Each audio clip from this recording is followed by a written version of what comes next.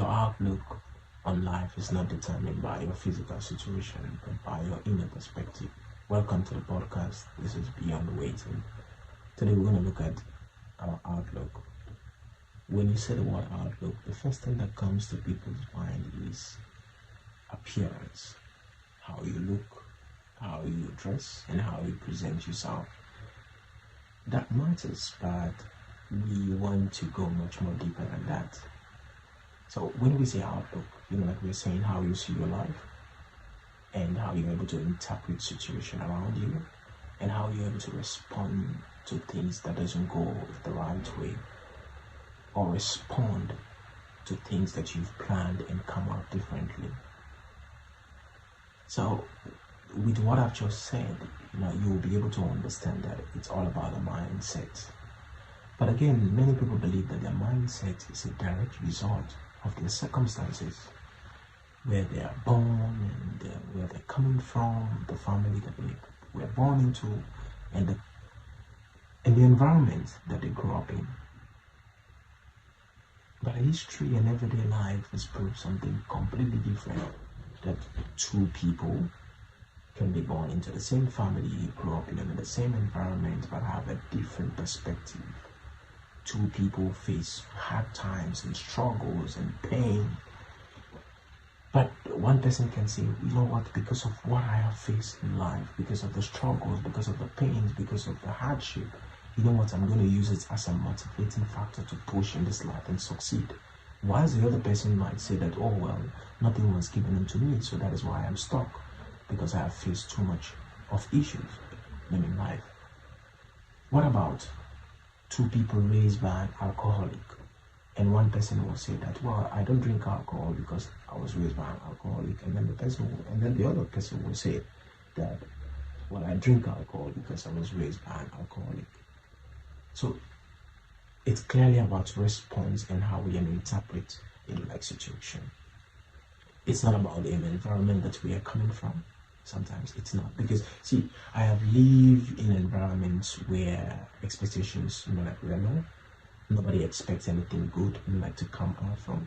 I was born and raised in a fishing community, in Sierra Leone, and it's like the image of the community has been there that, oh, the only people that will come out from this community are fishermen. It's not a bad thing to be, but you have few fishermen who are not successful, so as a result of that, they took that as the image of the community. But in this, I have also learned that when your outlook rise above your environment, movement will start to flow. Your outlook will not change, like the reality. Reality will still be there. But what your outlook will do, it will change how you are able to interpret the situation, because the reality is not going to change. How you think about it, how you're able to respond to it, that will change massively. Your response will change everything. So when I say that your outlook is not determined by your physical situation, the question might come up that, so what should I do when this situation heats up? See, you can't always change the situation. What you have to do is to be able to work within it. And there are some few things that I'm going to point out for you to look out for when situation like this come up. Few things I'm going to point out to you that you have to look out for. One of the things that you have to look out for when you're facing a situation or you are in any kind of circumstances is, the first thing you do is to separate facts from feelings. Okay. The fact is, you've lost your job. How you feel about it now is that, oh, I am a failure. Situations are always neutral. Okay? Our emotions had meaning to them. The fact is, you've lost your job. That is the fact. Now you're feeling like a failure. Now adds meaning to that. You are not the first person who has lost your job. Don't confuse who you are from what has happened. Who you are is completely different from how you are doing. Okay? You are a doctor, you're a lawyer, you're this, you're that. That is completely different from the situation that surrounds you at the moment. Don't use that and then get stuck into that situation. then emotions must be separate from the fact that it has happened.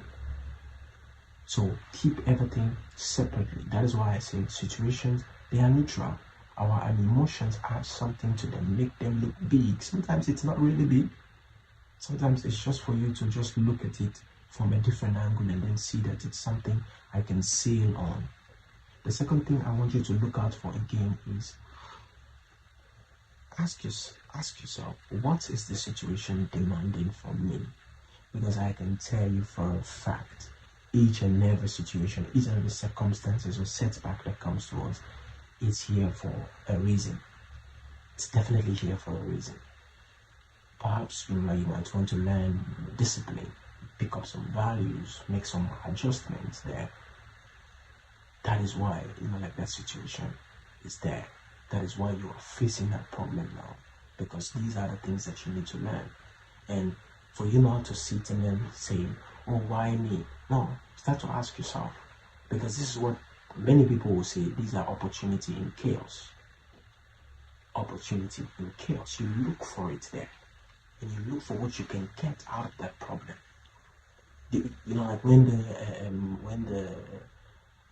the COVID came, it was chaotic, it was terrible, but I'm telling you, people interpret it differently and respond to it differently. They did not react. They respond to it quite differently, and as a result of them, we have billionaires today. People who look at the whole situation and pick out some values, some disciplines. People cultivated something out of it. So always look for it. And then the next thing that I'll say is always look for something that you can still control. Look for what you can control. What is it that I can control? Not what is lost, because many times when situations happen, the first thing that we look at, we look out for things that we've lost, and it's so natural most of the time because to be honest, you've spent a lot probably on that project or whatever, that have gone, and you spent some time with it and you've been on it. Then now things have hit and then it's gone. So it's okay to look at it, but not to get stuck there. Look for what you can control now, because what you can control now will help you to get out of it. And then the final thing that I'll say is that choose response over reaction. Okay, choose response over reaction, because reaction is emotional and instant. Response is intentional and practical. Try to have this kind of a habit of pause. Having a pause. Pausing is a great strength in every situation that you face. When you pause, there is a wait. Then you try to rewind, because that pause will will just allow you to rewind or allow things to come in and sink very well before you make a move. Don't just react. Don't just use an emotion, to just react to the thing, and then try to do what I would call quick, fixes, because they automatically increase damages. It will increase damages because you're trying to fix everything. Pause, be silent, wait, be still on it, and then you wait, and then try to rewind. Try to be rational. That what happened here? Did I also have a part in this, or did I get this? So try to put yourself in that space.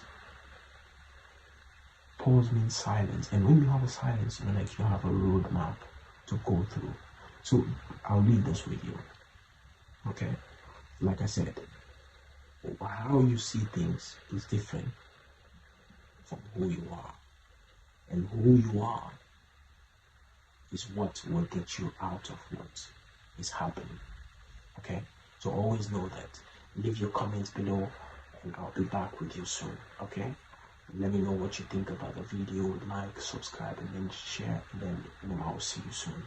Okay, this is Beyond Waiting, and I'll drop the next video soon. All right, thank you. Bye bye.